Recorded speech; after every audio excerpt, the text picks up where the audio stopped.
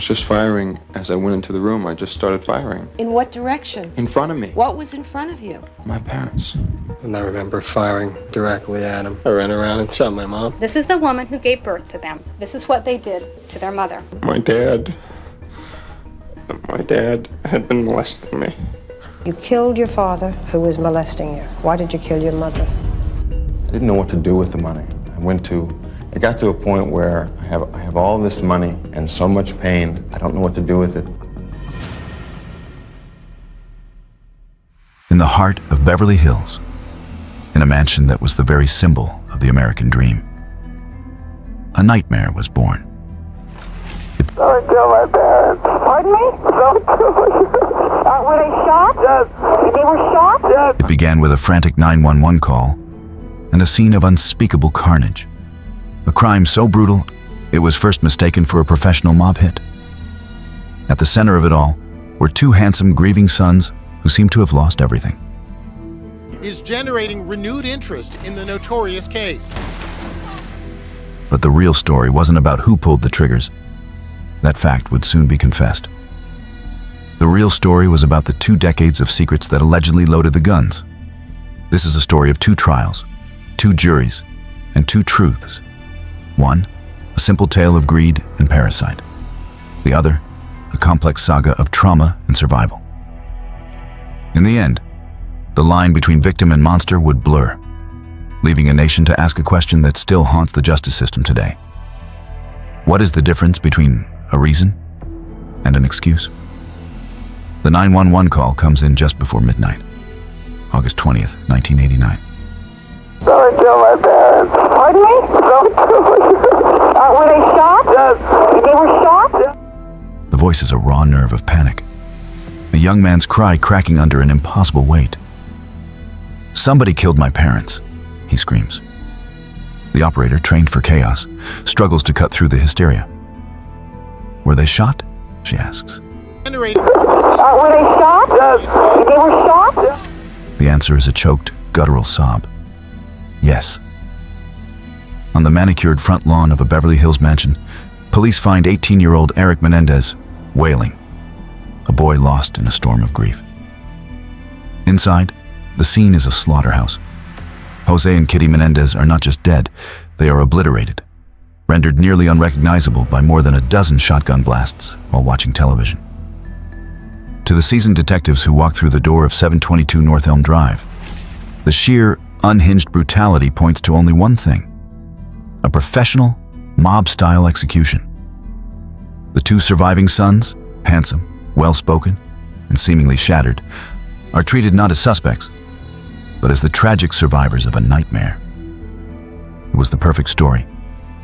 And for 7 agonizing months, it was the perfect lie. The house itself was a symbol, a 9,000 square foot monument to the American dream, purchased a year earlier for $4 million by José Menendez, a Cuban immigrant who had willed himself into the executive suites of the entertainment industry. It was a home that had once housed Elton John and Michael Jackson, a palace of white stucco and terracotta in the world's most famous zip code. But on that warm Sunday night, as the James Bond film The Spy Who Loved Me played on the television, the palace became an abattoir. The first officers on the scene were met by the brothers running from the house, screaming. The interior was a vision of horror that would haunt even the most hardened investigators. Retired Detective Dan Stewart would later recall, "I've seen a lot of homicides, but nothing quite that brutal. Blood, flesh, skulls. It would be hard to describe, especially José, as resembling a human that you would recognize. That's how bad it was." The coroner's report would later translate the carnage into the cold language of science. This story is generating renewed interest in the notorious case. José Menendez was shot 6 times. The final, fatal wound was a contact shot to the back of his head. A blast so destructive, it caused an explosive decapitation with evisceration of the brain. His wife Kitty was shot 10 times. The pattern of her injuries indicated she was on the floor, crawling, trying to escape, when the final shot was delivered with the muzzle of the shotgun pressed directly against her cheek. It was an act of absolute annihilation. This extreme savagery was the cornerstone of the brothers' deception. Lyle suggested to the lead investigator, Detective Les Zoeller, that the killings might be business-related, a mob hit tied to his father's work at Live Entertainment, an industry with known connections to organized crime. The theory was plausible, and the detectives, faced with two inconsolable young men, bought it.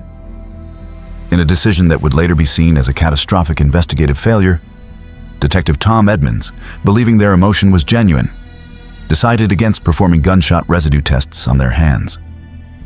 The tests would have proven they had recently fired a weapon. Instead, they were wrapped in blankets and treated as witnesses. The perfect lie was taking hold. What the police didn't know was that immediately after the killings, the brothers had begun a meticulous cover-up. They collected the spent shotgun shells from the den, drove to a remote spot on Mulholland Drive, and disposed of the two Mossberg 12-gauge shotguns they had purchased just 2 days earlier in San Diego using a stolen driver's license. To construct an alibi, they went to a local theater and bought tickets for the movie Batman, only to discard them when they realized the timestamp would expose their lie. For a time, the facade held, but as weeks turned into months, the brothers' performance of grief began to curdle into something else entirely. They embarked on an exorbitant spending spree, liquidating assets and burning through an estimated $700,000 in the 6 months after the murders. The money was drawn from a $650,000 life insurance policy. A much larger $15 million corporate policy, they discovered, was invalid. Lyle bought a Porsche Carrera, 3 Rolex watches, and a Buffalo Wing restaurant in Princeton, New Jersey. Erik hired a full-time tennis coach and began competing in tournaments in Israel. They abandoned the family mansion and moved into lavish, adjoining condominiums in Marina del Rey. Their seemingly carefree new life was captured in a now infamous 1990 Hoops basketball card of NBA player Mark Jackson. In the background, sitting courtside at Madison Square Garden, are the unmistakable faces of Lyle and Erik Menendez. This conspicuous consumption gave investigators what they had been missing: a simple, powerful motive: greed. The brothers, prosecutors began to believe, had grown tired of waiting for their parents' $14 million estate. The investigation, which had been chasing phantom mobsters, pivoted back to the two sons. Still, the evidence was circumstantial. Police even wired one of Erik's friends, Craig Signorelli, hoping to catch a confession. But Erik denied everything. The case was stalled. The break came not from police work, but from a tormented conscience. Weighed down by guilt, his life unraveling, Erik Menendez sought help from his former psychologist, Dr. L. Jerome Oziel. On Halloween night, 1989, Erik confessed. He told Dr. Oziel that he and Lyle had murdered their parents. In a move of staggering ethical recklessness, Dr. Oziel began making audio tape recordings of his sessions with both brothers, where they discussed the killings in detail. But the breach of confidentiality didn't stop there. Oziel confided in his mistress, Judalon Smith. Menendez. All right, so your main motivation was that you wanted the police and the district attorney's office to arrest Dr. Oziel and to prosecute him, correct? Yes, for crimes, legitimate crimes committed against me. When their tumultuous affair ended, Smythe made a decision that would seal the brothers' fate. On March 4th, 1990, she walked into the Beverly Hills police station and told them everything. It was the final, fatal crack in the facade. On March 8th, 1990, Lyle Menendez was arrested. 3 days later, Erik surrendered to authorities at Los Angeles International Airport. The perfect lie, constructed in a hail of shotgun pellets and performed with crocodile tears, had finally, irrevocably, collapsed. The question was no longer who killed José and Kitty Menendez. The question now was why. And the answer, when it came, would be more shocking, more complex, and more divisive than anyone could have possibly imagined. On July 20th, 1993, America was presented with a simple, damning story. 2 greedy sons, a taped confession, and a $14 million motive. The prosecution's case seemed airtight. But inside a Los Angeles courtroom, defense attorney Leslie Abramson, a 4'11" firebrand with a reputation for defending the damned, was about to detonate a second story. One so dark and disturbing it would tear the case, and the country, in two. Lyle and Erik Menendez, she conceded to the jury, did kill their parents. But it wasn't murder. It was the tragic, inevitable culmination of a lifetime of terror. With that, the trial of two killers transformed into the trial of two victims and a nation.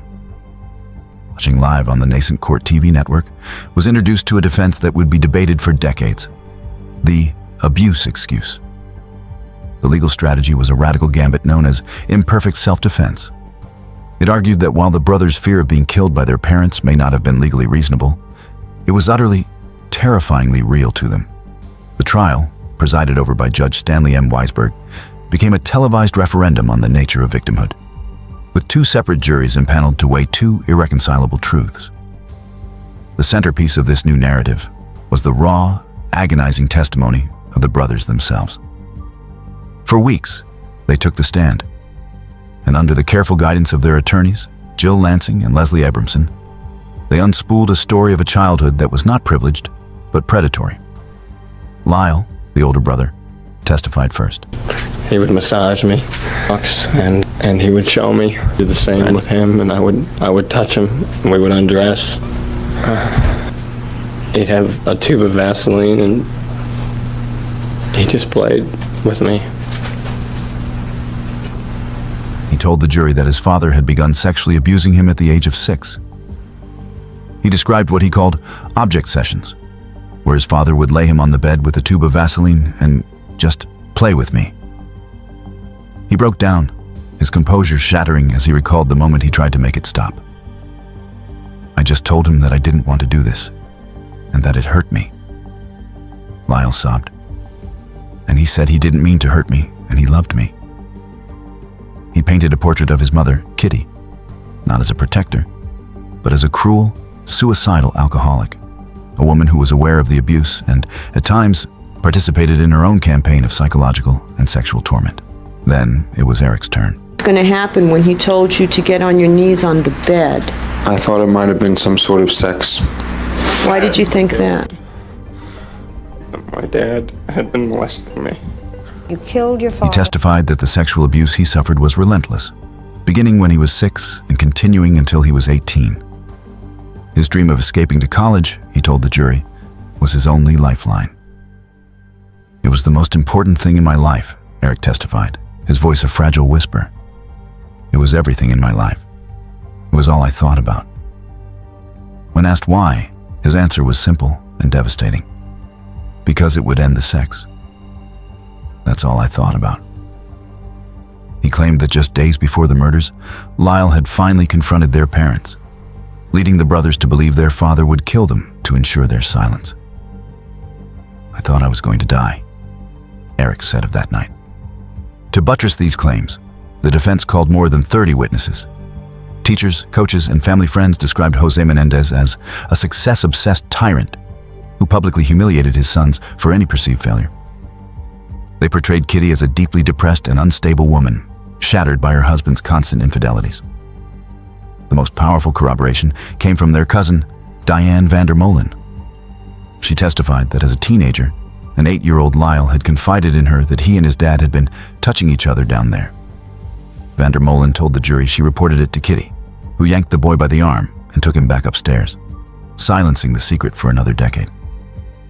The prosecution, led by Pamela Bozanich, fought back, dismissing the entire abuse narrative as a cynical and calculated hoax.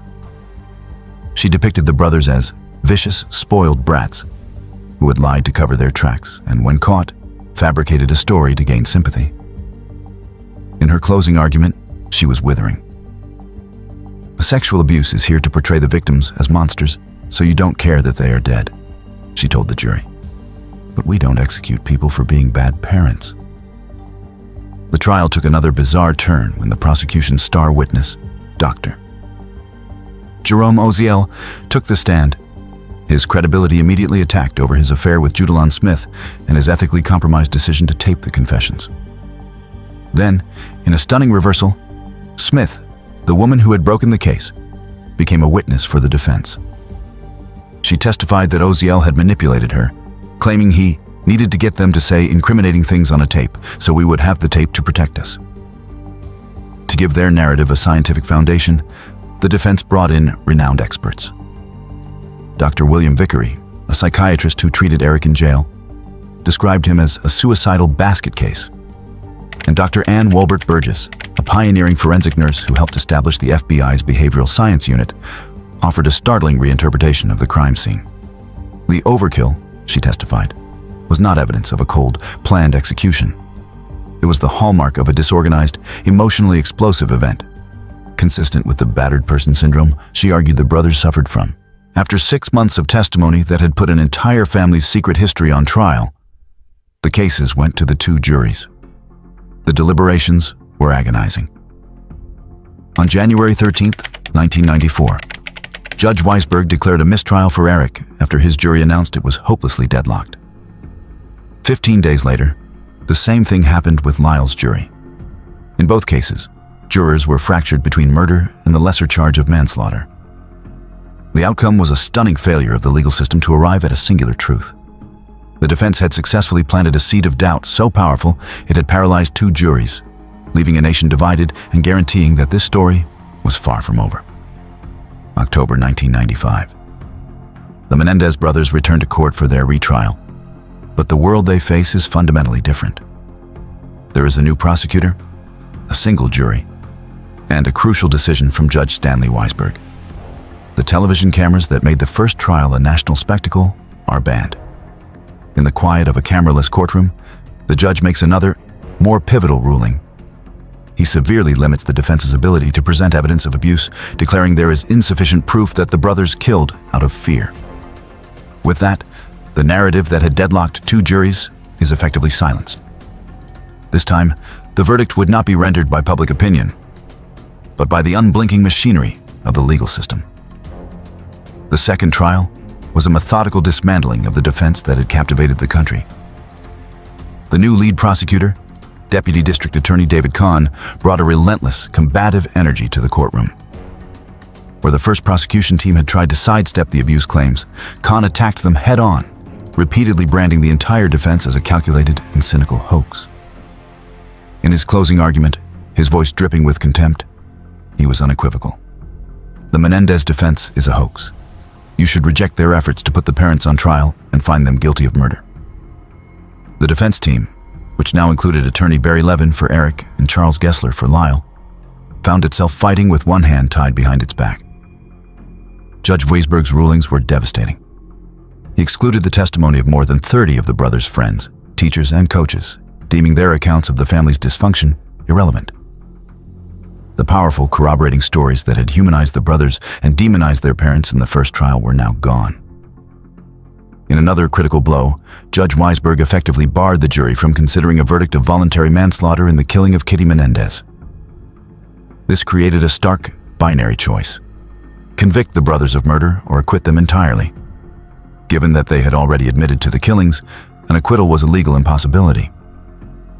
The trial proceeded under these new, sterile conditions. Erik Menendez took the stand again for 15 grueling days, but without the extensive corroborating evidence, his testimony lacked the same emotional impact. Lyle, in a major tactical shift, did not testify at all. The prosecution bolstered its case with new expert testimony from Dr. Park Dietz, a prominent forensic psychiatrist, who testified that Erik Menendez was rational and not acting out of a trauma-induced state when he participated in the killings. The outcome felt preordained. On March 20th, 1996, after nearly 5 months of testimony, the jury found both Lyle and Erik Menendez guilty of 2 counts of first-degree murder. On July 2nd, 1996, Judge Weisberg formally imposed the sentence: 2 consecutive terms of life in prison without the possibility of parole. The system had delivered its verdict. The case, it seemed, was closed. For more than 2 decades, the brothers disappeared from the headlines, serving their sentences in separate California state prisons, forbidden from having any contact.